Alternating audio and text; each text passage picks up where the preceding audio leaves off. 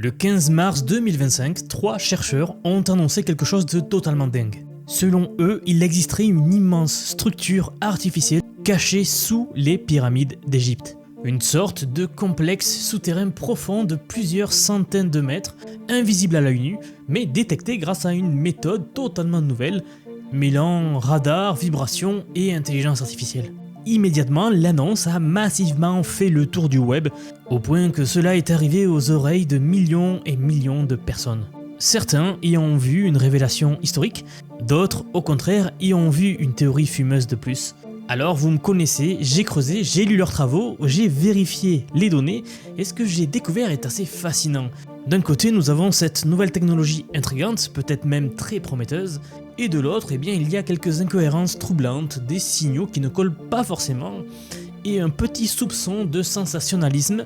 Alors, simple illusion, génie incompris ou tentative maladroite de percer le secret des pyramides? Eh bien, c'est ce que l'on va explorer dans la vidéo d'aujourd'hui. Si vous appréciez ce genre de contenu, n'hésitez pas à vous abonner pour soutenir la chaîne, à vous inscrire à ma newsletter, c'est gratuit et je vous envoie un email de lundi à vendredi avec les meilleurs résumés de toute l'actu tech. Et enfin, je suis maintenant sur Twitter, donc n'hésitez pas à nous rejoindre si vous ne voulez vraiment plus rien louper. Ceci étant dit, on va commencer la vidéo. Est-ce que des chercheurs ont découvert des méga structures sous les pyramides d'Égypte? Alors je vous le disais en introduction, il y a quelques semaines seulement, une nouvelle complètement folle a circulé. On aurait découvert une immense structure souterraine juste sous l'une des pyramides d'Égypte. Donc que s'est-il vraiment passé et que faut-il en penser? Eh bien tout part des 3 grandes pyramides du plateau de Gizeh en Égypte. Le 15 mars dernier, un groupe de 3 chercheurs a tenu une conférence de presse en Italie. Et ce qu'ils ont annoncé est tout simplement stupéfiant. Selon eux, ils ont donc utilisé une toute nouvelle méthode de tomographie, et on va en reparler dans un instant. Et grâce à cette nouvelle technique, en fait, ils auraient pu construire des modèles 3D qui révéleraient l'existence de toute nouvelle structure artificielle à l'intérieur des pyramides, et plus précisément sous ces mêmes pyramides. Donc voilà le fait, ils affirment avoir découvert quelque chose sous terre. Ils nous disent la chose suivante, et je cite: « Nos images révèlent clairement l'existence de structures situées sous le plateau, s'étendant sous les pyramides sur environ 2 km de profondeur. Ces structures forment une vaste zone de construction non naturelle avec des géométries complexes. » Fin de citation. Donc concrètement, dans cette conférence de presse, il nous parle de 8 cylindres, chacun entouré d'un système qui ressemblerait à des escaliers en spirale.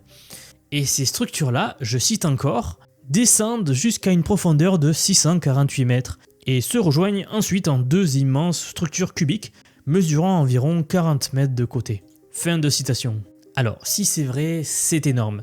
Évidemment, j'ai voulu en savoir plus. Donc l'article scientifique dont ils ont parlé est actuellement en cours de validation de révision par les autorités, en fait depuis mars, et nous ne savons pas encore quand est-ce qu'il pourra être publié.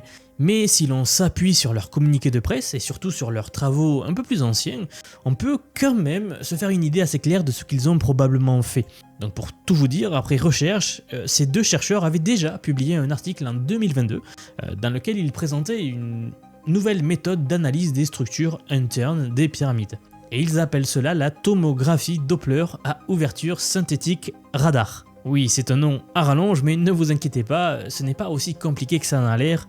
Commençons par le début, je vais tout vous vulgariser ici. Donc si on prend la deuxième partie de ce nom-là, le radar à ouverture synthétique, ou communément appelé le SAR, une technologie fascinante. Donc en gros, qu'est-ce que l'on fait? On envoie un signal radar vers le sol, alors souvent depuis un satellite ou un drone ou un avion, et on va capter l'écho qui nous revient.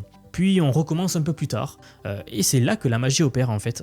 En comparant ces 2 signaux, on obtient une sorte de motif d'interférence. Et ce motif, eh bien, c'est une mine d'or. Il permet tout simplement de détecter des mouvements de terrain de l'ordre du centimètre, voire moins parfois, pour les matériels les plus avancés. En fait, imaginez, on peut littéralement voir une montagne respirer, ou un glacier bouger depuis l'espace.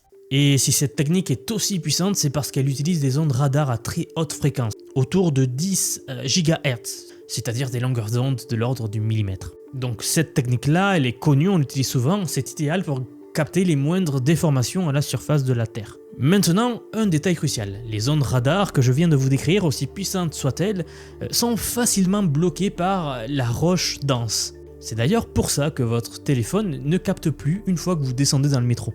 Donc ok, nous avons cette méthode-là, mais alors vient une autre question légitime. comment ces chercheurs affirment-ils voir l'intérieur des pyramides alors? Eh bien c'est là que ça devient franchement intriguant.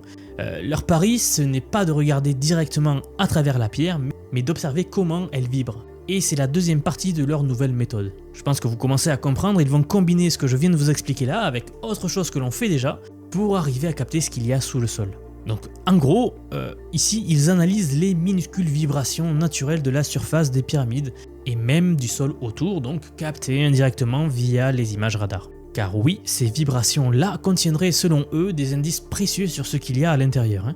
Et ça, c'est ce que l'on appelle la tomographie, une autre technique qui permet de reconstruire l'intérieur d'un objet à partir des signaux mesurés à sa surface. Et plus précisément, ces chercheurs-là, donc dans l'étude que je vous disais en 2022, qui nous présentait déjà une partie de leur méthode, ils parlent plus précisément de la tomographie Doppler. Pourquoi ce nom? Eh bien parce ils s'appuient du moins sur un phénomène bien connu en physique, le décalage Doppler, et ça peut potentiellement tout changer. En gros, ce qu'ils nous affirment, c'est que les vibrations naturelles des pyramides provoqueraient un léger décalage Doppler dans les fréquences radar que l'on va capter. Et c'est ce décalage, imperceptible à l'œil nu, mais détectable par traitement du signal, donc qu'ils utilisent donc comme source d'information. Bon ok, ça commence à devenir un petit peu technique, en clair, pour le dire simplement, au lieu de traverser la matière pour voir ce qu'il y a derrière, pour voir ce qu'il y a dessous quelque chose, ils vont plutôt analyser la manière dont elle réagit, comment elle vibre, comment elle réémet le signal radar, etc. en tirant une sorte de signature interne en fait. Alors oui, techniquement c'est plausible. En théorie, il est effectivement possible de reconstruire une image de l'intérieur d'un objet à partir de ces vibrations de surface. Ce principe est d'ailleurs bien établi en géophysique. C'est même ce qu'on utilise pour cartographier les chambres magmatiques sous les volcans par exemple, ou pour identifier des failles souterraines.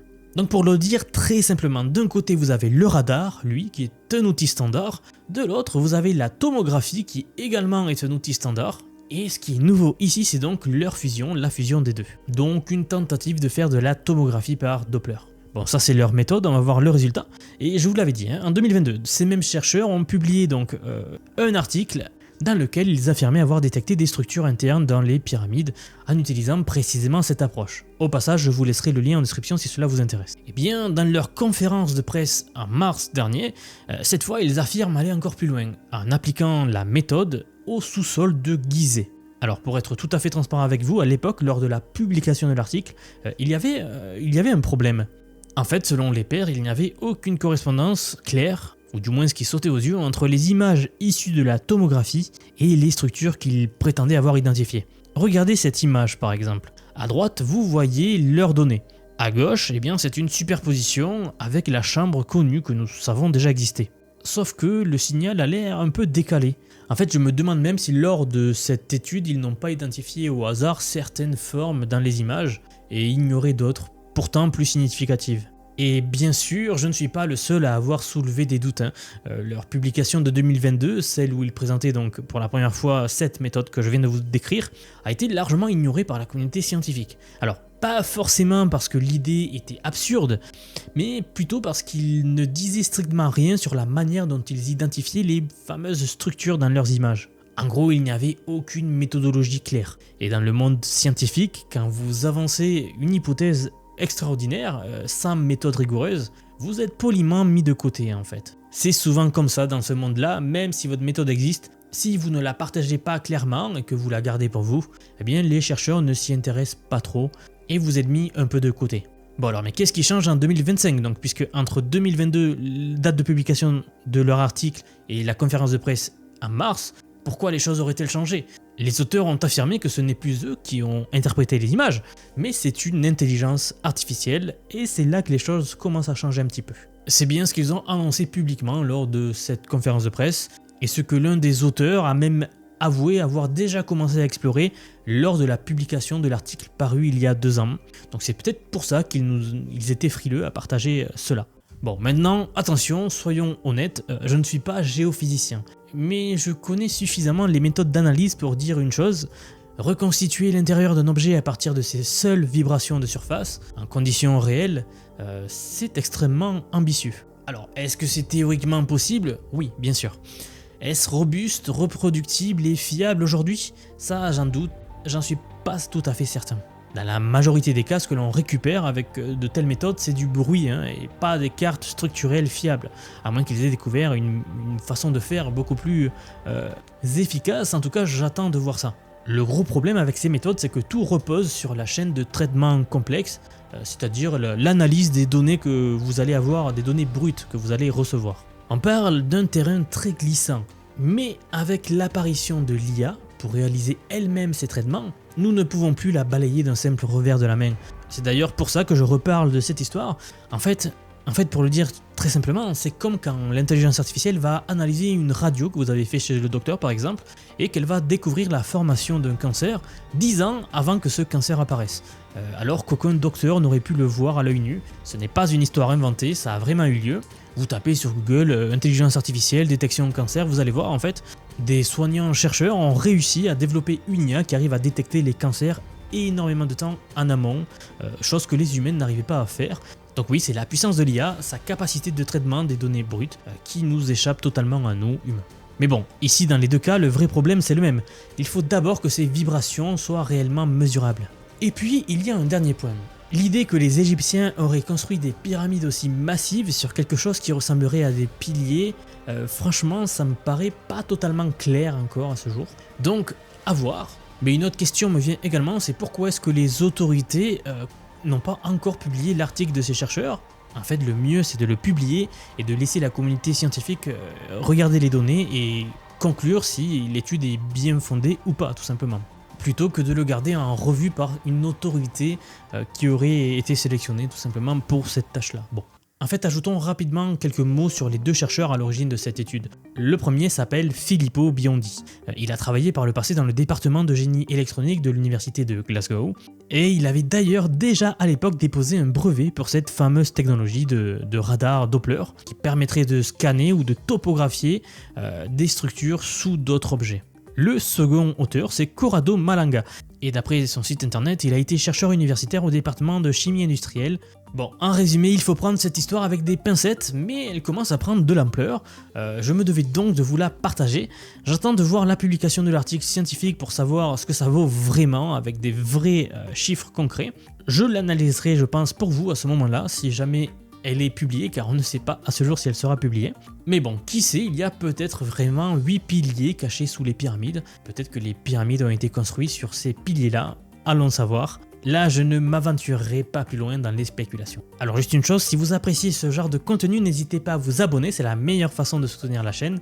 Vidéo, encore une fois, qui change des vidéos dont j'ai l'habitude de faire, mais qui me paraissaient super intéressantes à vous faire, alors j'espère que vous l'aurez apprécié. Je vous rappelle juste rapidement que j'ai mis en place une newsletter, donc venez vous y inscrire, c'est gratuit, et je vous envoie des emails de lundi à vendredi avec les meilleurs résumés de toute l'actu tech. Je vous rappelle également que vous pouvez me retrouver sur Twitter, vraiment j'y couvre heure par heure toutes les actus technologiques qui sortent tous les jours, tout va très vite, je ne peux pas tout couvrir sur YouTube évidemment, donc n'hésitez pas à venir faire un tour. En tout cas c'est tout pour moi, merci pour avoir regardé la vidéo et je vous dis à très bientôt pour la prochaine vidéo.